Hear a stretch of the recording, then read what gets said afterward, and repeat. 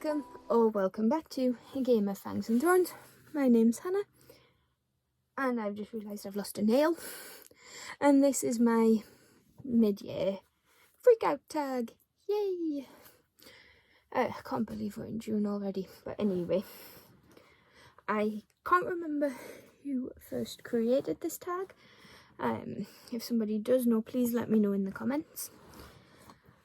And let's get the tagging over with. Anybody, sorry, I'm just trying to get myself comfy and find that nail at the same time, but oh well, it'll turn up. But was I saying, oh yes, let's get the tagging out of the way. Anybody can do this tag, just please let me know. Please let me know in your videos that I tagged you, that you're doing it. I tagged you, because then I can see them, basically. So let's dive right into it. So, in case you weren't aware, the mid-year freak out tag is just a quick little tag, she says,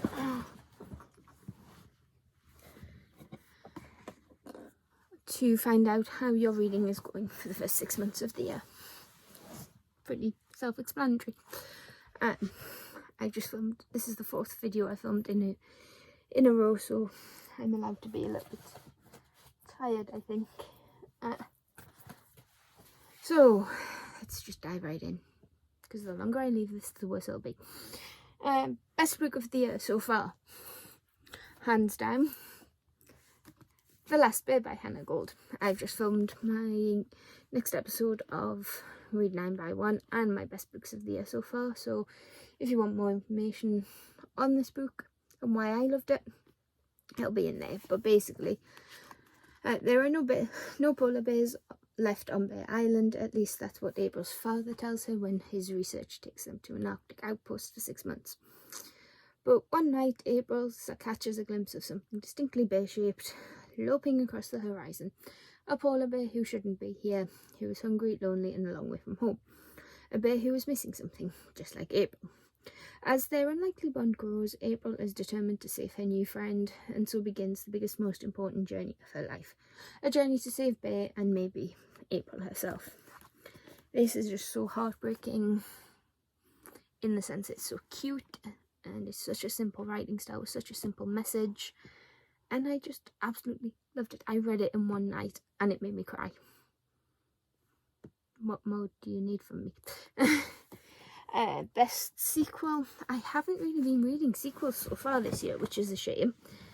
So, not to diminish the book in any way, because it is a good book.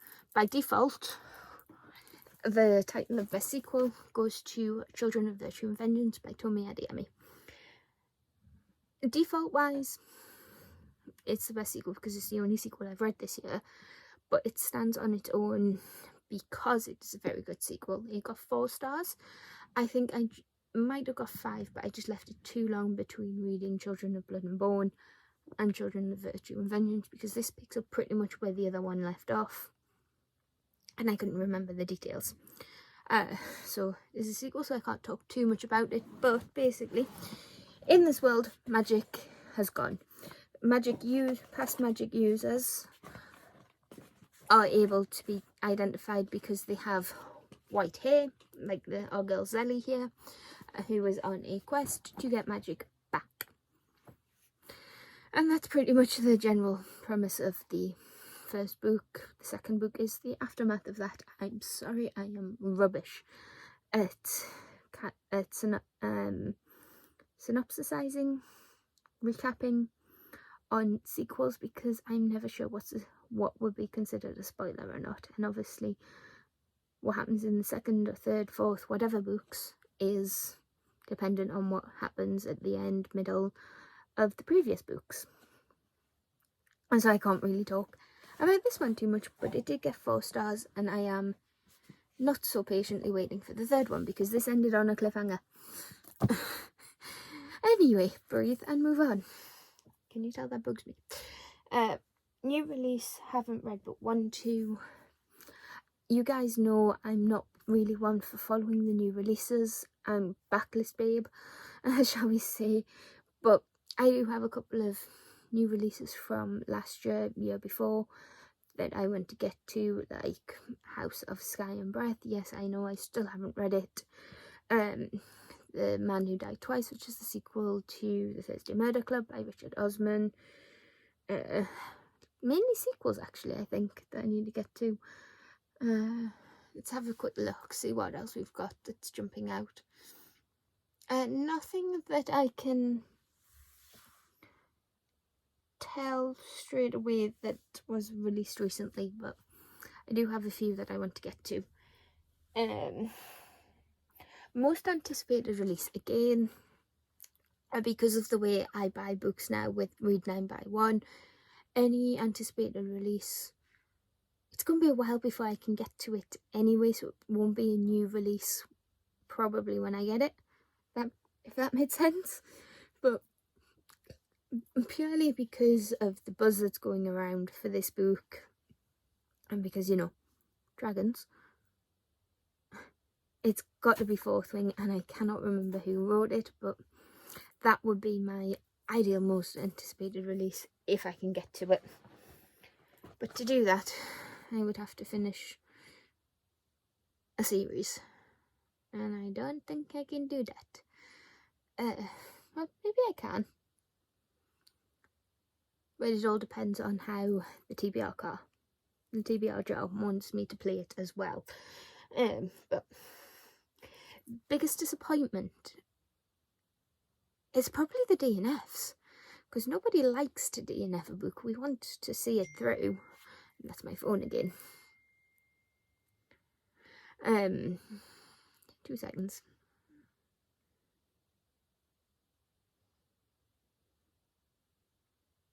I'll deal with that in a minute. Where was I? Oh yeah, nobody likes to DNF a book, and sometimes we have to, but it's always a disappointment that you can't finish a book for whatever reason. Biggest surprise? Well, I suppose it would either be the last bit, because I knew it was going to make me cry, but I didn't think it would make me cry that much, and I didn't think I would love it. Because I'm very hit and miss with middle grade or fiction authors, whatever you want to call it. And Girls of Paper and Fire. I did not expect to enjoy that one as much as I did. I thought I would get a bit bogged down with the violence and the sexual assault that's in there, because that's all anybody talks about, which is fair because it is very prevalent in that book and it needs to be mentioned for people who are sensitive to those topics, because it is very graphic. But I adored that book, which, considering what it's about, is very, yeah.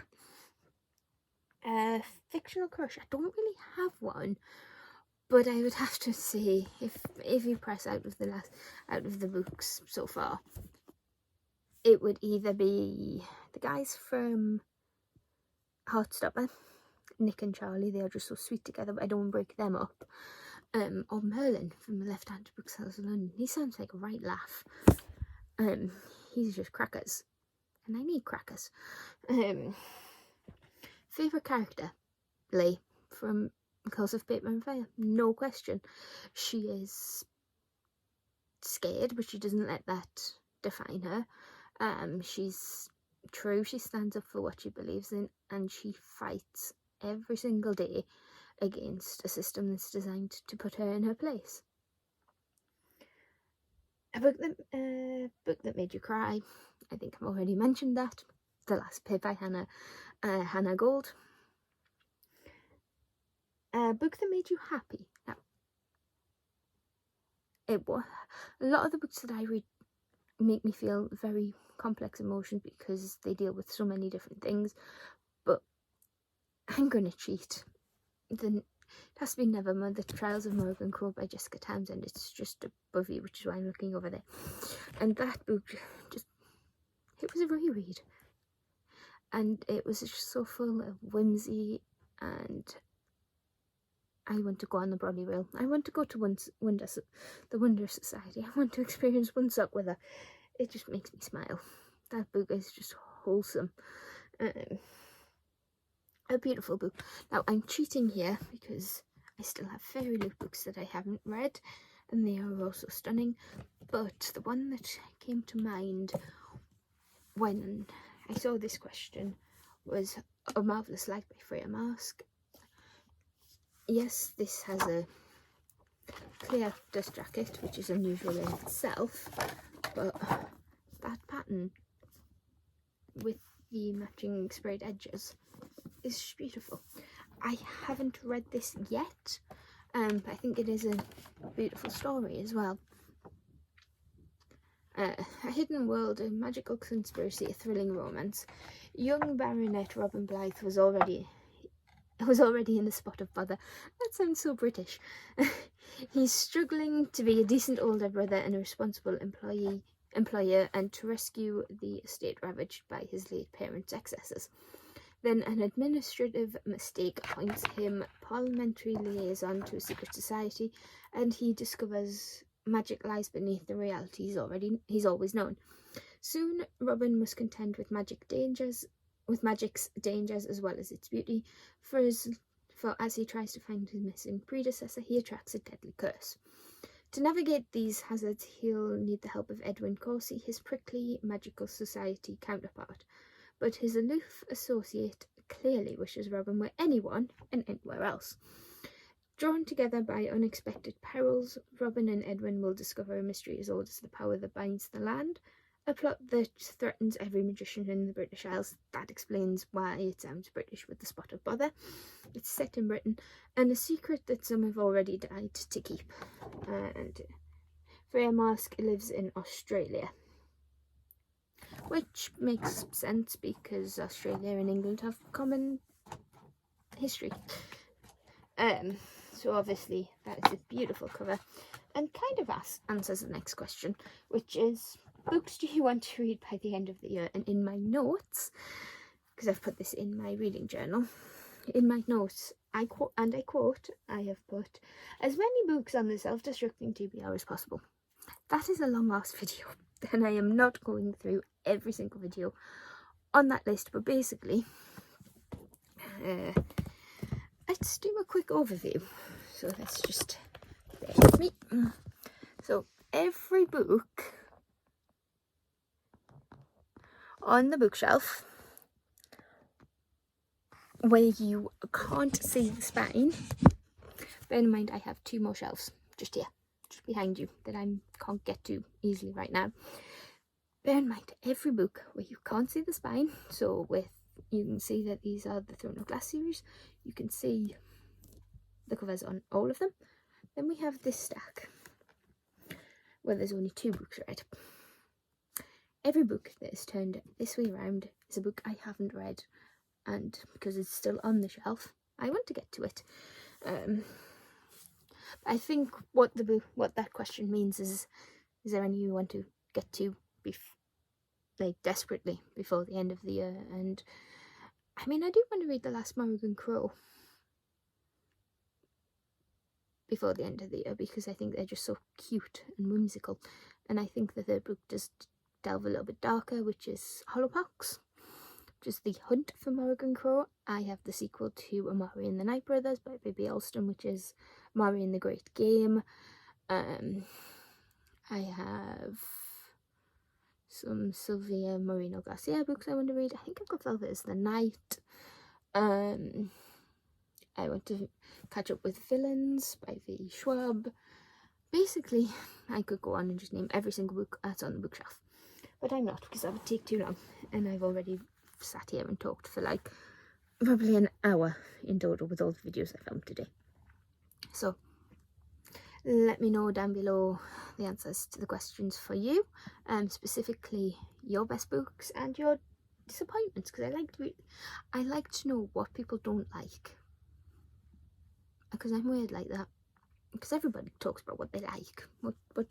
What's your biggest disappointment and why?